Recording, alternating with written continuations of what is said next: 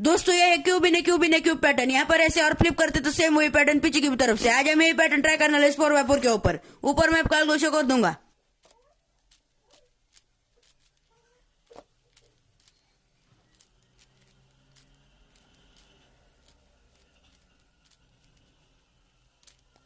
जैसा कि आप देख सकते हैं। अब आपको क्या करना है, ऊपर मैंने जो एल्गो शो किया है, आपको क्या करना है, 2 लेयर को एक साथ घुमाना है एल्गो लगाने के दौरान। अगर हम यू करेंगे तो ऊपर वाले 2 लेयर को घुमाएंगे।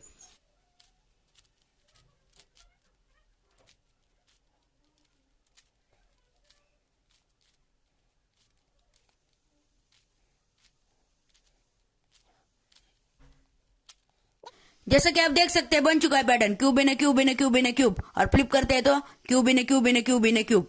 इसके ऊपर ऐसा लगता है और इसके ऊपर ऐसा लगता है। इन दोनों में कितना डिफरेंस है, इसे देखने के लिए हमारे स्टूडियो को चैनल को सब्सक्राइब